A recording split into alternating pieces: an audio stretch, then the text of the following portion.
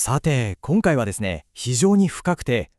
多くの人が一度は考えたことのある問いについて一緒に見ていきたいと思います。自分の行いには自信がある。でも、宗教が語る救いっていう言葉にはどうもピンとこない。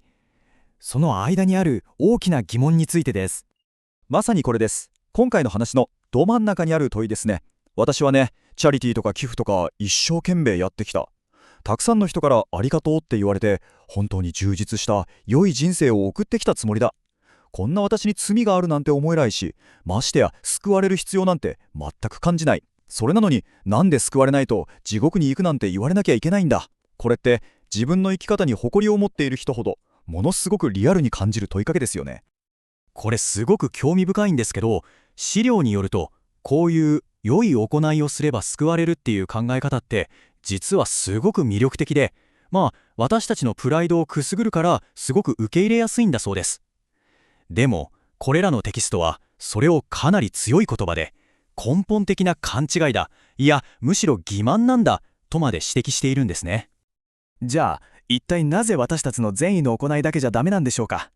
その答えを探る鍵はですね、これらの資料が問題の根本だと指摘するたった一つのコンセプトにあるんです。それが罪。この言葉が本当に意味するところを一緒に見ていきましょう。ここがポイントなんですけど、私たちが普段使う罪って言葉のイメージとテキストが示している定義との間にはどうやら決定的なギャップがあるみたいなんです。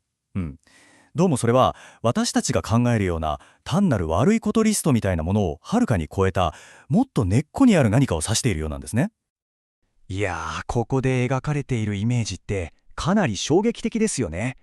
テキストが語る罪っていうのは一つ一つの行動じゃなくて、人間の心そのものが侵食されている状態とか病気みたいなものだっていうんです。それは神様に対する反逆心だったり、周りにも移ってしまう伝染病だったり、自分では絶対に振り払えない重荷なんだと。つまり問題は何をやったかっていう表面的なことだけじゃなくて、私たちの心がそもそもどういう状態にあるのかっていうもっと深い次元の話だっていうことなんです。もし罪がそれほど根深い状態なんだとしたら、それをクリアするために求められる正しさ、つまり義にも当然特別な基準が必要になってきますよね。で、ここから2つの全く違う正しさへの道がはっきりと示されていくんです。片方は人間が自分の力で一生懸命不安定なブロックを積み上げていくような、そういう正しさ。でももう片方は天から差し込む光みたいに全く違うところから与えられる正しさ。この2つの道のどっちを選ぶのかが最初の問いへの答えを解き明かす決定的なポイントになるんです。この比較表は2つの価値観の決定的な違いを見事に浮かび上がらせていますよね。左側の人間の善。これってまさに最初の問いで出てきた慈善活動をする善人の視点そのものなんです。周りの人と比べて自分の行いを評価の基準にする。でもテキストが示す右側の神の義は全く違うロジックで動いています。これは自分の行いで稼ぐものじゃなくて、ただのプレゼントとして受け取るもの。そして人を内側から根本的に作り変える力があるとされているんです。つまりここでの理屈はすごくシンプルなんですけど決定的です。もし私たちの良い行いやチャリティーだけで神様が求める基準に届くんなら、これらのテキストが人類の歴史で最も重要な出来事だと語るキリストの死は全く意味がなかった、必要なかったということになってしまう。すべての議論がこの一点に集約されるんですね。なるほど。じゃあ人間が自力で積み上げるんじゃないとしたら、テキストが示す解決策って一体何なんでしょう。その答えは人間が何かをするっていう視点からすでに成し遂げられた5行へと視点を180度ガラッと変えることにあるんです。ここで言われていることって私たちの常識からするとかなり過激に聞こえるかもしれません。どういうことかというと、救いっていうのは神様と人間が協力して完成させるプロジェクトみたいなものじゃなくて、完全に一方的に神様によって成し遂げられた完成品なんだっていう視点なんです。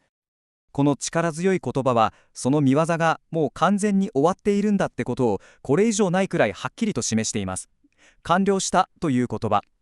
これには人間の良い行いとか努力とか功績とかそういうものを付け足す余地はもう一切ないんだという断固とした宣言が込められているんですね。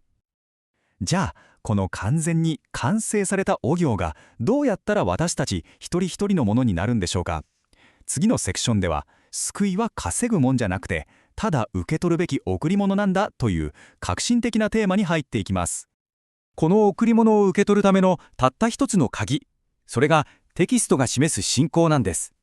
でもここで注意が必要なのは、これが単にああそういう事実があったんですねって頭で認めるような知的な同意じゃないってことなんです。ここで言う信仰っていうのは、自分の良い行いとか努力とかこれまで頼りにしてきたものを全部手放して、自分には何もできませんって認めた上で、キリストが成し遂げた御業に 100% もたれかかるような、そういう全身全霊の信頼のことなんだと説明されています。この信仰だけで救われるっていう考え方が本当にそうなのかを試すために、一つすごく極端なでも説得力のあるシナリオを考えてみましょう。もし人生の最後の最後に良い行いを積み重ねる時間がもう全く残っていなかったとしたら、その人はどうなるんでしょうか。この究極の問いに対する答えとして、テキストは歴史上最も有名と言ってもいいある実例を挙げています。それは死の間際にいた一人の犯罪者の最後の数時間の物語です。この言葉がこれまでの議論の決定的な証拠になります。考えてみてください。この盗賊は教会に献金したわけでも、洗礼を受けたわけでも、慈善活動をしたわけでもない。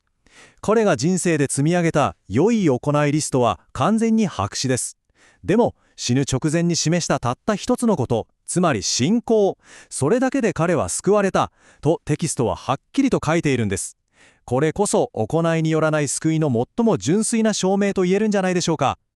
なるほど。じゃあもし救いがこんな風に行いとは関係なく信仰だけで与えられる贈り物だとしたら、それを受け取った人の人生はその後どうなるんでしょう。具体的にどんな変化が起きるとされているんでしょうか。ここで絶対に勘違いしちゃいけないすごく大事なポイントがあります。それは救われた後に起きる良い行いや変化は救いの原因や条件じゃなくて、あくまで救われた結果であり証拠だっていうことなんです。良い木が良い実を結ぶように、救われた心からは自然と良い行いが生まれてくる。順番が全く逆なんですね。ではその実っていうのは具体的にどんなものでしょう。資料によると、本当の救いにはこういう内面的な変化がセットでついてくるとされています。心に深い平安がやってきたり、死の恐怖を超えた未来への希望が与えられたり、そして何よりも内側から全く新しい性質、つまり神様を愛してその教えに従っていきたいっていう自然な願いが生まれてくるんだと。この言葉が言いたいのは、その変化が単に性格が良くなるとか態度を改めるとか、そういうレベルの話じゃないってことです。まるでさなぎが蝶になるように存在そのものが根本的に作り変えられること、つまり全く新しい命に生まれ変わることなんだと力強く宣言しているんです。それでは私たちの話の出発点になった最初の問いに戻りましょう。なぜ慈善活動に熱心な立派な善人でさえ救いが必要なのか。ここまでの話を通して資料が示す答えはすごくはっきりしましたよね。それは私たちが自分を比べる基準が隣の人とか世間一般じゃなくて、神ご自身の完璧な精査と正しさだからです。そしてその絶対的な基準の前では人間のどんないい行いも残念ながら足りないんだとテキストは結論付けているんです。この話の最後に皆さんに一つ問いを投げかけて終わりたいと思います。もし救いが良い行いに対するご褒美じゃないとしたら、私たちが良い人生を送る意味、その本当の目的って一体どこにあるんでしょうか。資料が示す視点に立つとき、私たちは良い行いの動機そのものを根本から問い直すことになるのかもしれません。